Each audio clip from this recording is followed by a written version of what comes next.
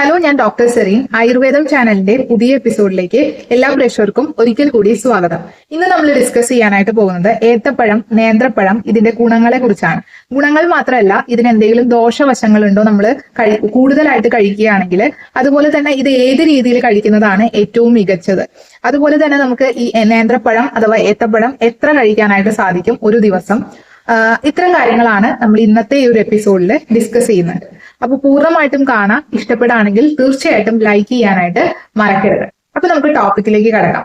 കേരളത്തിൽ പറയുകയാണെങ്കിൽ നമുക്ക് ഏറ്റവും സുലഭമായിട്ട് കിട്ടുന്ന ഒരു ഫ്രൂട്ടാണ് ഈ ഒരു നേന്ത്രപ്പഴം അഥവാ ഏത്തപ്പഴം എന്ന് പറയുന്നത്. ഓക്കെ, അതുപോലെ തന്നെ ഇതിന് ഒരുപാട് ന്യൂട്രിയൻസും ഇതിൽ ഒരുപാട് ശരീരത്തിന് ആവശ്യമായിട്ടുള്ള ഒരുപാട് ഘടകങ്ങളുടെ ഒരു കലവറയും കൂടിയാണ് ഈ ഒരു നേന്ത്രപ്പഴം എന്ന് പറയുന്നത്. അപ്പൊ ഇത് പല രീതിയിലാണ് നമ്മൾ ഉപയോഗിക്കുന്നത്. ചിലപ്പോൾ പച്ചക്കായയുടെ രൂപത്തിൽ നമ്മൾ കറി വെച്ച് ഉപയോഗിക്കും. പഴുത്ത പഴമായിട്ട് നമ്മൾ കഴിക്കും. അത് തന്നെ വളരെ പഴുത്ത് നമ്മൾ കഴിക്കുന്നതായിട്ട് കാണാം. അതുപോലെ ചില ചിപ്സ് ആയിട്ട് നമ്മൾ എണ്ണയിൽ വറുത്ത് ഉപയോഗിക്കും. അതുപോലെ പഴം പുഴുങ്ങി കഴിക്കും. അങ്ങനെ പല രീതിയിലാണ് നമ്മൾ കഴിക്കുന്നത്, അല്ലെ?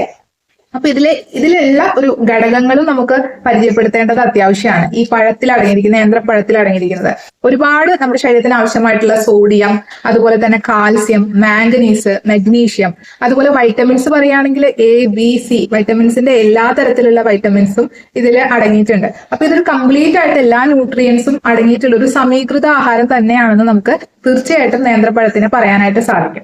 ഓക്കെ, അപ്പൊ ഇതിൽ എങ്ങനെയാണ്, ഏതൊക്കെ രീതിയിൽ നമുക്ക് കഴിക്കുമ്പോൾ എന്തൊക്കെ ഗുണങ്ങളാണ് നമുക്ക് ലഭിക്കുന്നത് ശരീരത്തിൽ എന്നും കൂടി നമുക്ക് പറയാം. തുടക്കത്തിൽ നമ്മൾ എല്ലാവരും കഴിക്കുന്ന പഴുത്ത നേന്ത്രപ്പഴത്തിനെ കുറിച്ച് പറയാം. അപ്പൊ പഴുത്ത നേന്ത്രപ്പഴത്തിനെ കുറിച്ച് പറയുകയാണെങ്കിൽ നമുക്കറിയാം, നമുക്കിപ്പോ പെട്ടെന്ന് ഒരു സ്ട്രെസ് വരികയാണ്, ടെൻഷൻ വരികയാണ്, നമ്മൾ ഓടിപ്പോയിട്ട് കഴിക്കുക ഒരു പഴുത്ത നേന്ത്രപ്പഴമാണ് കഴിക്കുന്നത് വെച്ചാൽ നമുക്ക് ആ ഒരു സ്ട്രെസ് അതുപോലെ ടെൻഷൻ ഒക്കെ പെട്ടെന്ന് റിക്കവർ ചെയ്യാനായിട്ട് സാധിക്കും. കാരണം എന്താന്ന് വെച്ചാൽ ഇതിൽ ട്രിപ്റ്റോഫാൻ എന്ന് പറയുന്ന ഒരു ഘടകം ഈ നേന്ത്രപ്പഴത്തിന്റെ ഉള്ളിലുണ്ട്. അപ്പൊ ഈ ട്രിപ്റ്റോഫാൻ എന്ത് ചെയ്യും, നമ്മുടെ ശരീരത്തിലെ സ്ട്രെസ് ഹോർമോൺസിനെ കുറയ്ക്കുകയും അതുപോലെ ഹാപ്പി ഹോർമോൺ ആയിട്ടുള്ള സെറട്ടോണിനെ ഇൻക്രീസ് ചെയ്യുകയും ചെയ്യും. അതായത് നമുക്ക് നല്ല രീതിയിൽ സന്തോഷം ഉണ്ടാക്കാനും എനർജി കൂട്ടാനും കൂടി നമുക്ക് ഈ ഒരു പഴുത്ത നേന്ത്രപ്പഴം കഴിക്കുന്നതിലൂടെ സാധിക്കും. അതുപോലെ തന്നെ ഇതിൽ ഏറ്റവും കൂടുതൽ റിച്ച് ആയിട്ട് കാണുന്നത് എന്താണ്? പൊട്ടാസ്യമാണ്. പൊട്ടാസ്യം ഏറ്റവും കൂടുതൽ അടങ്ങിയിട്ടുള്ള റിച്ച് ആയിട്ടുള്ള ഒരു രീതിയിൽ ഇപ്പോൾ പഴുത്ത പഴത്തിലാണ് നമുക്ക് ഏറ്റവും കൂടുതൽ പൊട്ടാസ്യം ഏറ്റവും കൂടുതൽ കിട്ടണമെങ്കിൽ ആ രീതിയിൽ കഴിക്കണമെങ്കിൽ നമുക്ക് ഈ രീതിയിലാണ് നമ്മൾ നേന്ത്രപ്പഴം പഴുത്തതിന് ശേഷമാണ് കഴിക്കേണ്ടത്. ഇനി പഴുത്ത നേന്ത്രപ്പഴം തന്നെ ഒത്തിരി പഴുത്തു കഴിഞ്ഞാൽ എന്ത് സംഭവിക്കും? അതിന്റെ തൊലിക്ക് ഒരു കറുത്ത കളർ വരും. അപ്പൊ സാധാരണ നമുക്ക് അതിനെ അത്ര ഒരു കറുത്ത പഴം കാണുമ്പോൾ ആർക്കും കഴിക്കാനായിട്ട് അത്ര തോന്നില്ല, അല്ലെ? എല്ലാവരും അത് അഭംഗിയായതുകൊണ്ട് പലപ്പോഴും മാറ്റി വെക്കാറാണ് പതിവ്. പക്ഷെ അത് അങ്ങനെയല്ല. നമ്മൾ സാധാരണ പഴത്തിനേക്കാളും 8 മടങ്ങ് കൂടുതൽ ബെനിഫിറ്റ്സ് നമുക്ക് എന്ത് കഴിക്കുന്നതിലൂടെ കിട്ടും? കറുത്ത തൊലിയുള്ള പഴം കഴിക്കുന്നതിലൂടെ കിട്ടുന്നതാണ്. അതുപോലെ നമ്മുടെ ശരീരത്തിന്റെ വണ്ണം വർദ്ധിപ്പിക്കാനും അതുപോലെ തന്നെ നമുക്ക് ഇമ്മ്യൂണിറ്റി ഒക്കെ, നമുക്ക് ശരീരത്തിന് തീരെ രോഗപ്രതിരോധ ശേഷി ഇല്ല എന്നൊക്കെ ഉണ്ടെങ്കിൽ നമുക്ക് ഇത് വർദ്ധിപ്പിക്കാനും ഒക്കെ നമുക്ക് കറുത്ത നേന്ത്രപ്പഴത്തിനാണ് ഏറ്റവും കൂടുതൽ ബെനിഫിറ്റ്സ് ഉള്ളത്. പിന്നെ ഞാൻ നേരത്തെ പറഞ്ഞ ഘടകങ്ങളൊക്കെ 8 മടങ്ങ് കൂടുതലാണ് ഇതിലെ കറുത്ത നേന്ത്രപ്പഴത്തില്, കറുത്ത തൊലിയുള്ള നേന്ത്രപ്പഴത്തില് ഉള്ളത്. ഓക്കെ, അപ്പൊ അതുകൊണ്ട് തന്നെ കറുത്ത നേന്ത്രപ്പഴം കിട്ടിയാൽ വിടണ്ട, കഴിച്ചോളൂ, നല്ലതാണ്. നമ്മുടെ ശരീരത്തിന് അത്യാവശ്യം എല്ലാ ന്യൂട്രിയൻസും കിട്ടുന്ന ഒന്നും കൂടിയാണ് കേട്ടോ. ഇനി വരുന്നത് നമുക്ക് എന്താണ്? പച്ചക്കായയുടെ കാര്യം പറയാം. പച്ചക്കായ എന്ന് പറയുന്നത് നമുക്കറിയാം, നേന്ത്രക്കായ, പച്ചക്കായ, അതുപോലെ കായ എന്നൊക്കെ പല രീതിയിൽ നമുക്ക് അറിയപ്പെടാറുണ്ട്. സാധാരണയായിട്ട് നമ്മൾ വീട്ടിൽ കായ കൊണ്ടുവരുമ്പോൾ എന്ത് ചെയ്യും? അത് അരിഞ്ഞ് നമുക്കൊരു ഉപ്പേരി, തോരൻ പോലെയൊക്കെ നമ്മൾ വെക്കും, അല്ലെ? ആ രീതിയിൽ നമ്മൾ ഉപയോഗിക്കാറുണ്ട്. ഒരുപാട് കറികളിൽ നമ്മൾ കായ യൂസ് ചെയ്യാറുണ്ട്, അല്ലെ?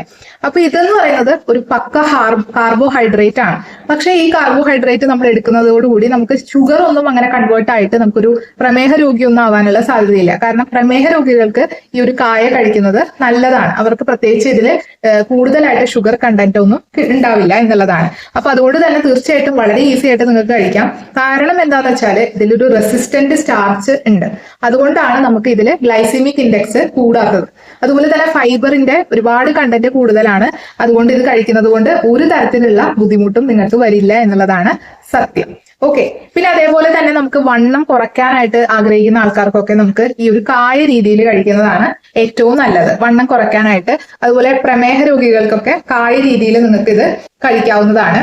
അപ്പൊ അതുപോലെ തന്നെ നമുക്ക് BP ഒക്കെ ഒരുപാടുള്ള ആളുകളാണെങ്കിൽ BP കുറയ്ക്കാനായിട്ട് നമുക്ക് ഇത് ഉപയോഗിക്കാം. കാരണം എന്താണെന്ന് വെച്ചാൽ ഇത് ശരീരത്തിലെ രക്തക്കുഴലുകളെ ഡൈലേറ്റ് ചെയ്യിപ്പിക്കുന്നതാണ്. അതുകൊണ്ടാണ് ഇത് കഴിക്കുന്നതിലൂടെ നമുക്ക് BP കുറച്ചു കൊണ്ടുവരാനായിട്ട് സാധിക്കുന്നത്.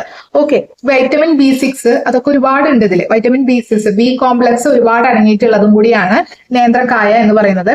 ഒരുപാട് ബാക്കിയുള്ള എല്ലാ ന്യൂട്രിയൻസും ഇതിൽ അടങ്ങിയിട്ടുണ്ട്. ഓക്കെ, അപ്പോൾ ഇതും ഈ രീതിയിലും നിങ്ങൾക്ക് കഴിക്കാവുന്നതാണ്. പിന്നെ അതുപോലെ തന്നെ നേന്ത്രപ്പഴം പുഴുങ്ങി കഴിക്കുന്ന ഒരു ശീലം നമുക്ക് എല്ലാവർക്കും, മലയാളീസിന് മാത്രമല്ല എല്ലാ സ്ഥലത്തിലുള്ള ആളുകളിലും ചെയ്യാറുള്ളതാണ്. അപ്പൊ നേന്ത്രപ്പഴം പുഴുങ്ങി കഴിക്കുന്നതിന്റെ ഗുണങ്ങൾ എന്തൊക്കെയാണെന്ന് നമുക്ക് നോക്കാം. നമ്മൾ തുടക്കത്തിൽ ഇത് ബ്രേക്ക്ഫാസ്റ്റ് ആയിട്ടാണ് പൊതുവെ ഇത് കഴിക്കാറുള്ളത്. ബ്രേക്ക്ഫാസ്റ്റ് ഇത് വളരെ ചെറിയ കുഞ്ഞുങ്ങൾക്ക് ഇപ്പോൾ 6 മാസം തൊട്ടൊക്കെ നമ്മൾ ഈ ഒരു ഫുഡ് നമ്മൾ കൊടുക്കാറുണ്ട്. നേന്ത്രപ്പഴം പുഴുങ്ങി കൊടുക്കുന്നത്, നെയ്യിൽ പുഴുങ്ങി കൊടുക്കും, ആ രീതിയിലൊക്കെ നമുക്ക് കൊടുക്കാം. ഇതിന്റെ ഒരു പ്രത്യേകത എന്താണെന്ന് വെച്ചാൽ ഇത് നമുക്ക് പെട്ടെന്ന് ദഹനത്തിന് പ്രശ്നമുള്ള, അപ്പൊ ദഹിക്കാനൊക്കെ ബുദ്ധിമുട്ടുള്ള ആളുകൾക്ക് ഇത് ബ്രേക്ക്ഫാസ്റ്റ് ആയിട്ട് കൊടുക്കുകയാണെങ്കിൽ, അല്ലെങ്കിൽ ഇതൊന്ന് നേന്ത്രപ്പഴം പുഴുങ്ങി കൊടുക്കുകയാണെങ്കിൽ നമുക്ക് എന്ത് സംഭവിക്കും, പെട്ടെന്ന് ദഹിക്കാനായിട്ട് സാധിക്കും. ഇപ്പൊ പുഴുങ്ങുമ്പോൾ എന്താ സംഭവിക്കുക, അവിടെ ഫൈബേഴ്സിന് ബ്രേക്കേജ് സംഭവിക്കുന്നതുകൊണ്ടാണ് പെട്ടെന്ന് തന്നെ നമുക്ക് ദഹിക്കാനൊക്കെ സാധിക്കുന്നത്. ഓക്കെ, അപ്പോൾ ദഹന വ്യവസ്ഥയിൽ പ്രശ്നമുള്ള ആൾക്കാരാണ്, കോൺസ്റ്റിപ്പേഷൻ ഇഷ്യൂസുകളൊക്കെ ഉള്ള ആൾക്കാരാണ്, അതുപോലെ വിശപ്പ് കൂടുതലാണ്, അതുപോലെ തന്നെ നമുക്ക് മറ്റ് അസുഖങ്ങൾ, ഇപ്പൊ ഇമ്മ്യൂണിറ്റി കുറവുണ്ടാക്കുന്ന ചില അസുഖങ്ങളുണ്ടല്ലോ, HIV പോലത്തെ പ്രശ്നങ്ങളൊക്കെ ഉണ്ടെങ്കിൽ തീർച്ചയായിട്ടും ഈ ഒരു ഫുഡ് നിങ്ങൾക്ക് കഴിക്കാവുന്നതാണ്. ഈ രീതിയിൽ നമുക്ക് കുറച്ച്, അതായത് നമുക്ക് ഈ നേന്ത്രപ്പഴം പുഴുങ്ങി കഴിക്കുന്നത് വളരെ ഗുണം ചെയ്യുന്നതായിട്ട് കാണാറുണ്ട് കേട്ടോ. അതേപോലെ തന്നെ ഇതില് vitamin B6, vitamin B12, vitamin A ഇതൊക്കെ വളരെ ധാരാളമായിട്ട് കാണപ്പെടുന്ന ഒരു ഫുഡും കൂടിയാണ് ഇത്. ഇനി കുട്ടികൾക്ക് എങ്ങനെ കഴിക്കുന്നതാണ്, പഴം എങ്ങനെ കൊടുക്കുന്നതാണ് നല്ലതെന്ന് ചോദിച്ചു കഴിഞ്ഞാൽ തീർച്ചയായിട്ടും നേന്ത്രപ്പഴം പുഴുങ്ങി കൊടുക്കുന്നതാണ് കുട്ടികളെ സംബന്ധിച്ച് ഏറ്റവും നല്ല രീതിയിൽ അവർക്ക് ഗുണം ചെയ്യുന്നത്. കാരണം ദഹന പ്രശ്നങ്ങളൊന്നും ഉണ്ടാവില്ല, നമുക്ക് കോൺസ്റ്റിപ്പേഷൻ ഇഷ്യൂസ് ഉണ്ടാവില്ല, മലബന്ധം ഒന്നും ഉണ്ടാവില്ല എന്നുള്ളത് കൊണ്ട് കേട്ടോ. പിന്നെ അതുപോലെ തന്നെ ഏറ്റവും ഒടുവിൽ നമുക്ക് പറയുന്നത് നേന്ത്രപ്പഴത്തിന്റെ ചിപ്സിനെ കുറിച്ചാണ്.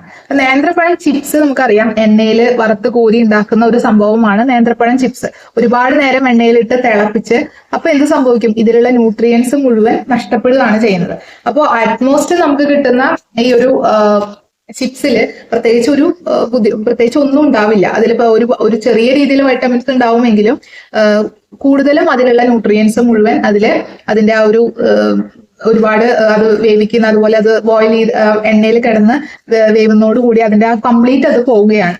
അപ്പൊ അതിൽ നിന്ന് നമുക്കൊന്നും വറുത്തെടുക്കുകയാണല്ലോ, അതുകൊണ്ട് തന്നെ അതിന്റെ കംപ്ലീറ്റ് ആയിട്ടുള്ള അതിന്റെ ഒരു ഗുണങ്ങളും പോകും. ഓക്കെ എന്നുള്ളതാണ്. അപ്പൊ അതിൽ നിന്ന് നമുക്ക് പ്രത്യേകിച്ച് ഒന്നും കിട്ടില്ല. കിട്ടുന്നത് എന്താണെന്ന് വെച്ചാൽ നല്ല രീതിയിൽ കൊളസ്ട്രോൾ കൂടും, അതുപോലെ തന്നെ നമുക്ക് ട്രൈഗ്ലിസറൈഡ്സ് അത്തരം സംഭവങ്ങളൊക്കെ കൂടുന്നതായിട്ട് കാണാം.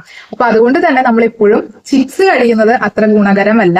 മറ്റ് ഏതൊക്കെ രീതിയിലാണ് നിങ്ങൾക്ക് അഭികാമ്യം എന്ന രീതിയിൽ നിങ്ങൾക്ക് ഇത് കഴിക്കാവുന്നതാണ്. അപ്പൊ ചിപ്സ് കഴിക്കുന്നത് നമ്മുടെ ശരീരത്തിന് കൊളസ്ട്രോൾ കൂട്ടാനും, അതുപോലെ തന്നെ നമുക്ക് പ്രമേഹം ഉണ്ടാക്കാനും, ഈ എണ്ണ കൂടുതലിന്റെ ഉപയോഗം മുഴുവൻ നമ്മുടെ ശരീരത്തിന് ഓവർ വെയിറ്റ് ഉണ്ടാക്കാനും ഒക്കെ സാധ്യതയുണ്ട്.